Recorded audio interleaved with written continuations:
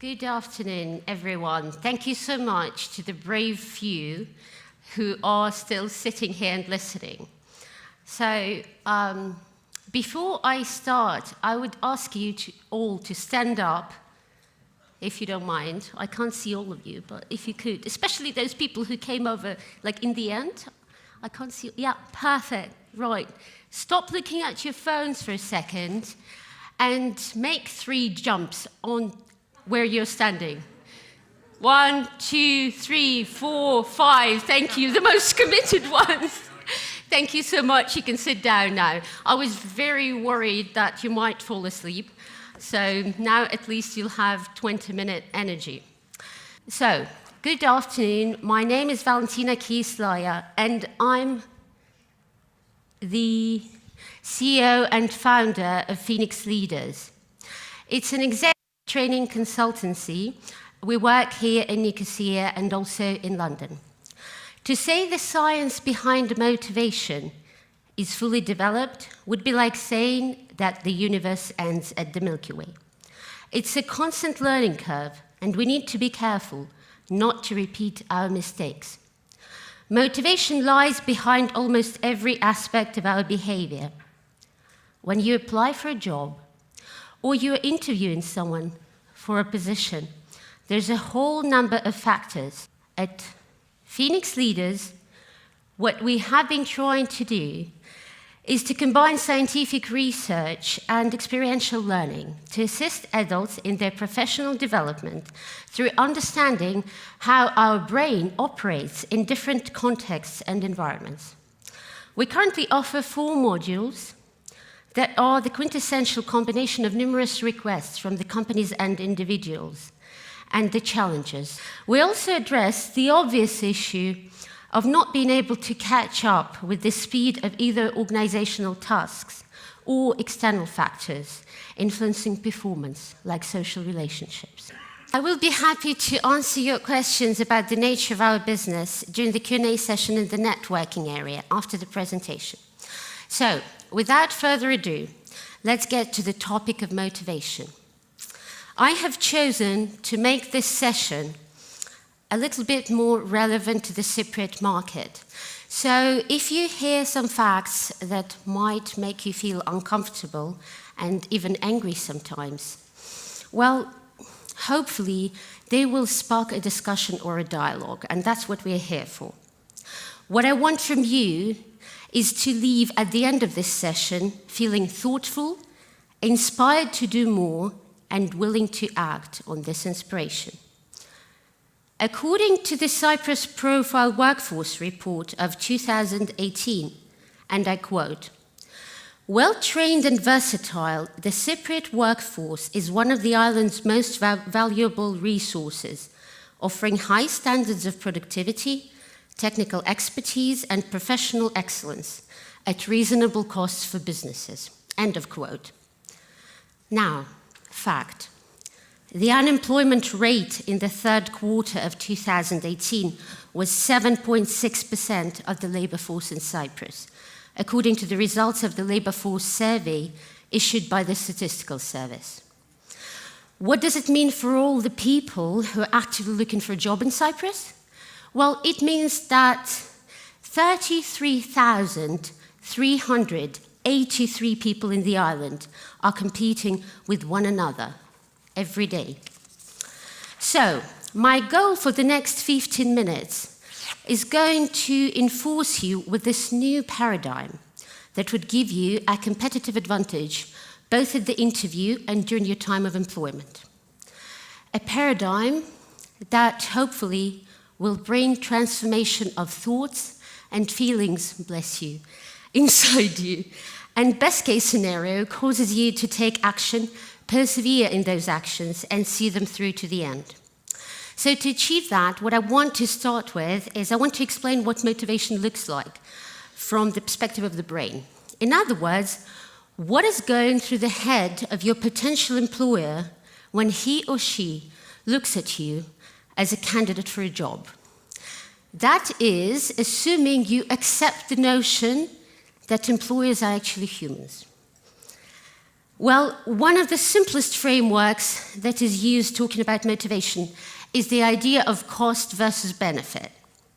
At a very simplistic level, if the benefits of hiring you outweigh the potential costs of all the problems that might stem from it, then bingo, you have the motivation.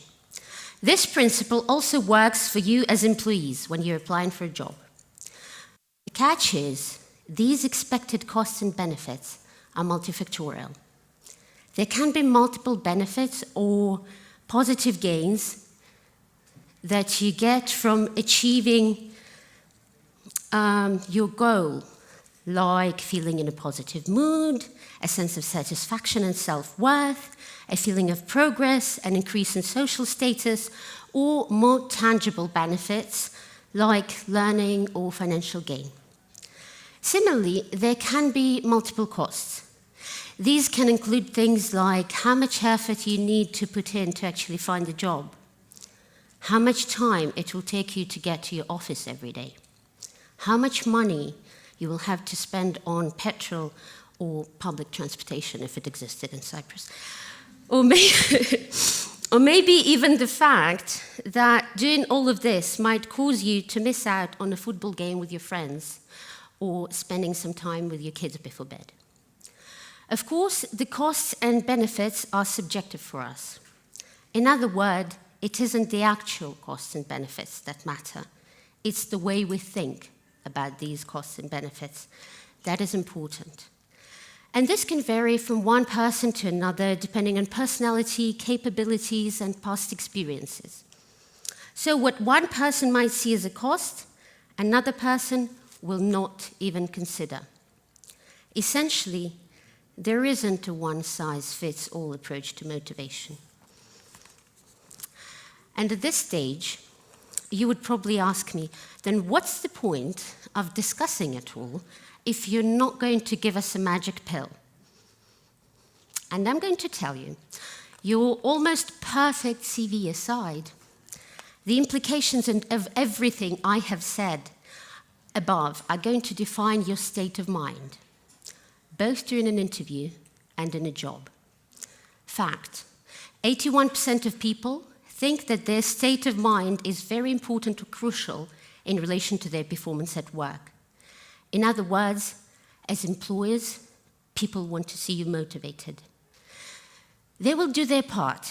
They will provide you with the vision and mission of the company. They will, hopefully, fingers crossed, match your salary expectations and give you a certain level of autonomy. That's their way of showing that they care. What will they expect from you in return? Surprise, they will expect you to pick up the toothpick from the floor of your office when you're hired. Does it sound weird? It does, yeah? So, well, the thing is that this is how the leading management consultant for Fortune 500 companies describes the caring mindset. Your employers want you to succeed. They want you to be good enough. They also want you to motivate yourselves, because this will affect your performance, and your performance determines how much money the company will make. So, a motivated employee who has done his or her homework and then some is the dream of every employer. Now, if you think of yourselves as a perfect hire, let's have a closer look at your mindset and find out whether you have the view or the mindset that will help you not just to get a job, but to succeed at it and, wait, soft stuff is coming, be happy doing it. Essentially, there are two ways to look at all the tasks and people and relationships and the challenges that come your way.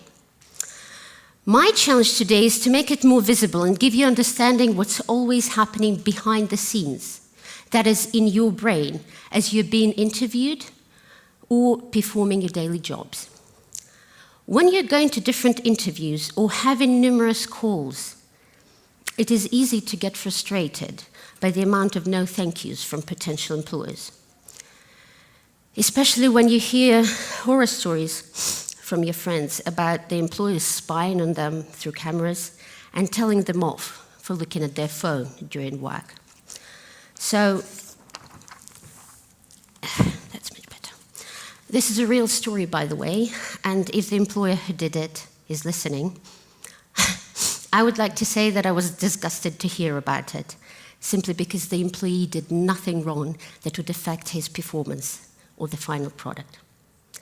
So, horror stories aside, it is easy to get discouraged while looking for a job or even doing your job if you're not making as much money as you would like and your rent is going up.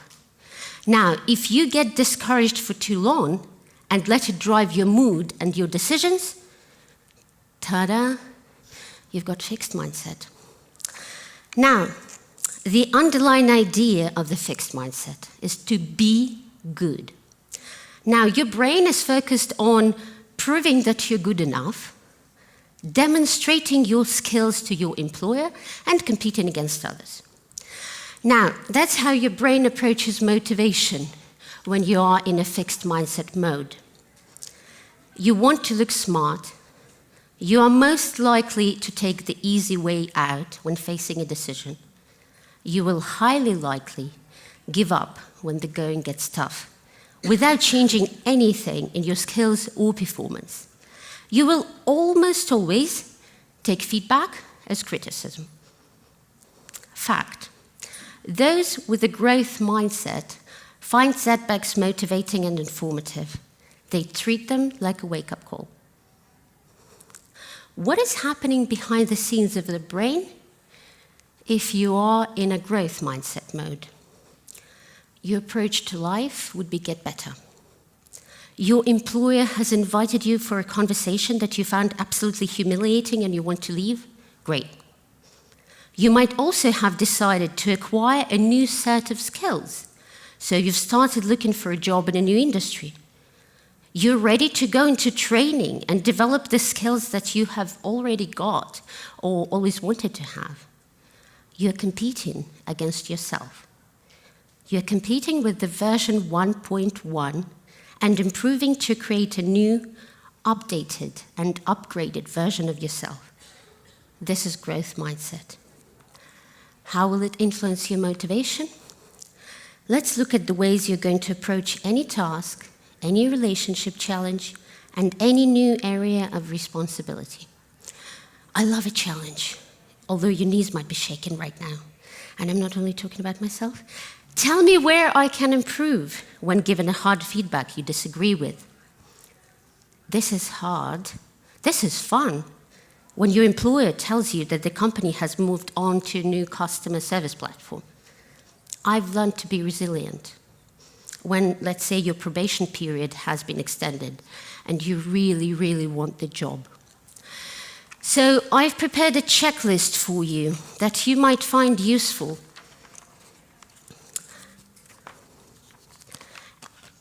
During hard times.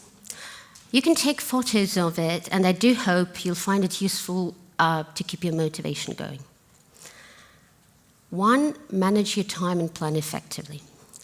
Well, time is precious, and wasting it unnecessarily with interruptions or procrastination makes it even more difficult to achieve your goals. So by planning effectively, you can help reduce the time cost burden, which can sometimes outweigh the benefits and boost your motivation. 2, don't fall for delay discounting effects.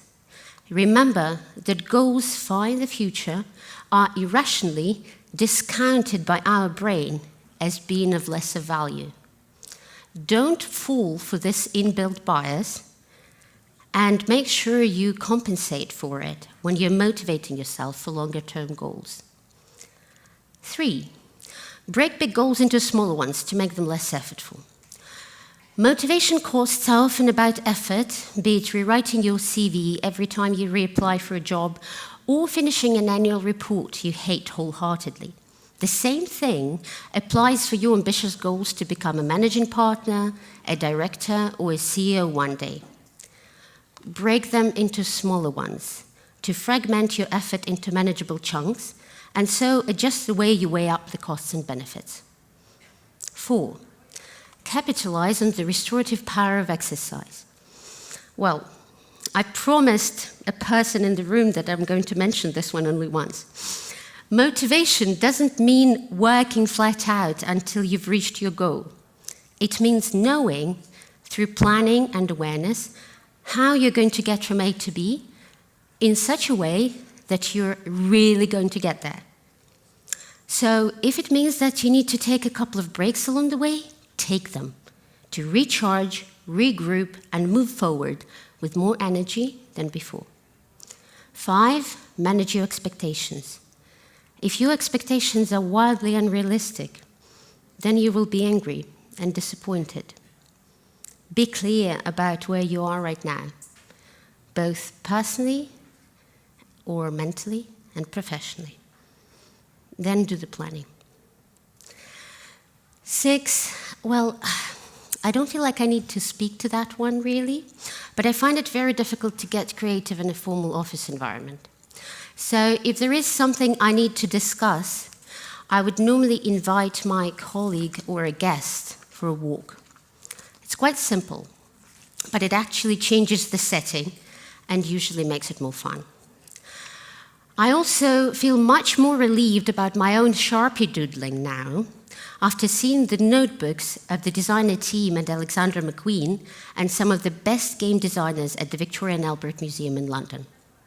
Trust me, those were full of doodles, Sharpies, and post-it notes. 7, use extrinsic motivators when necessary. Well, in other words, go talk to people who will provide you with support and encouragement when you feel like you're about to give up. We've all been there, and finding and forming a good social network that can motivate you when you desperately need it is essential for your success.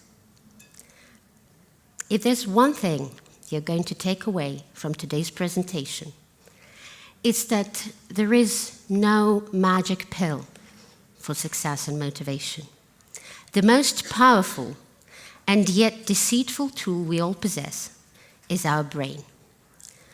By constantly learning more about the way it works, however insightfully you see the nature of what motivates you, be it fear or love, there will be times when thought will be utterly invisible to you. It's like a game of peekaboo. Now you see it, now you don't. The value of this paradigm is that it extends beyond the world of work and education. It will be just as relevant for you in your relationships, in your family, and generally in life. It will make you stand out from all of those people who are looking for someone else to motivate them. It will also give you the feeling of control over your life, however elusive that control